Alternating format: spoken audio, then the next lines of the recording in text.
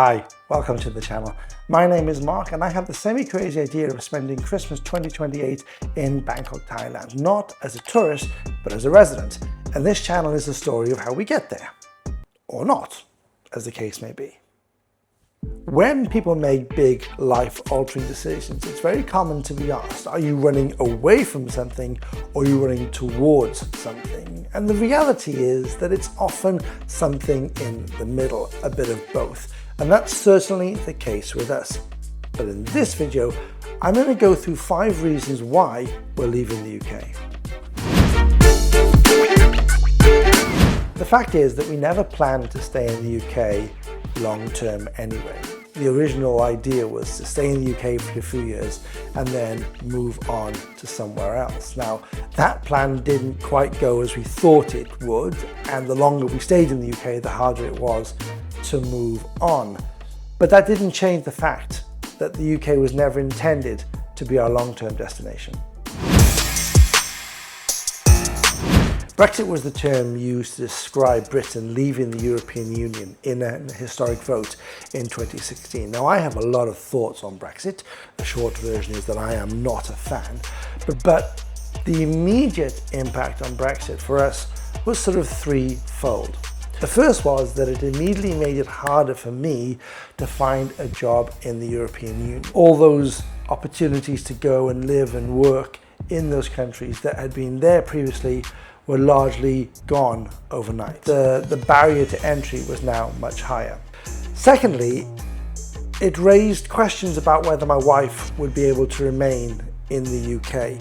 Now, that's a situation that I would never have put her in if I had known it was a possibility. In other words, had I known Brexit was going to happen, we would never have moved back to the UK from Spain when we did. Thirdly, it left me very worried about the state of the UK. It was disconcerting to see just how quickly we were willing to blame other people for our problems and how quickly the lies and excuses of the Leave group were swallowed by the public, but also how few lessons we had learned from history. Anytime one group of people points at another group of people and say, hey, you're responsible for our problems, it never ends well. Whether that's Germany in the 1930s, the Balkans in the 1990s, or heck, even modern day America, it never ends well. Same horse, different jockey. Now, the next general election in the UK is set to take place no later than August the 15th, 2029.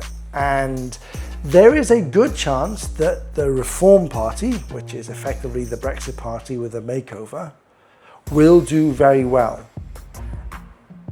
And that makes me very worried about the UK. Put it this way, the day after that election, I would not want to be a foreigner living in the UK. For years, maybe even decades, the UK has had an ongoing problem around the day-to-day cost of living. Now, this is a complicated picture and there are lots of factors playing a role, but the upshot is this. Your money doesn't go as far in the UK as it does in many other countries, and it's getting worse, not better. House prices are a joke. Public transportation is silly, and basic utilities cost more even as the quality of the service declines. And there seems to be a general inability or inertia to do anything about it. Now, I don't think there are any quick fixes here, but at the moment, the UK is just papering over the cracks.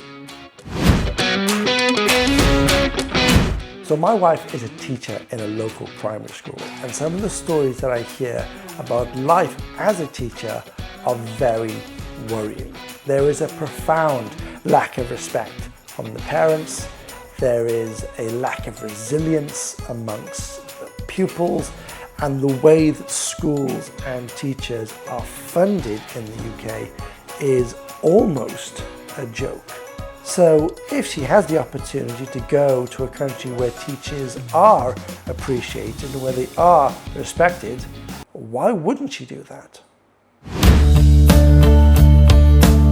Now, I know it may seem that I spent the last few minutes crapping all over the UK and whining and complaining about stuff. But here's the thing. We only complain about these things because we care about these things. There is a lot of potential in this country, but there are so many obstacles to achieving that potential that it gets very frustrating. And so when you're faced with these sort of challenges, you really have three options. The first option is you just spend your time complaining and moaning and griping and turning into some internet-bound keyboard warrior, pumping out hate and vitriol and saying that things were better in your day.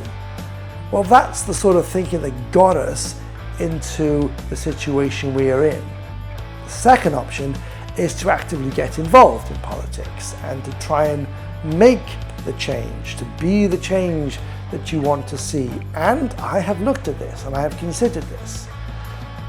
However, I am honest enough to say that I doubt I could get through a single meeting without using the word moron. So the third option, walk away.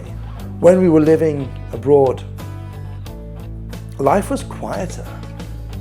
I mean, there were still things going on in the UK, but it all seemed to be happening elsewhere.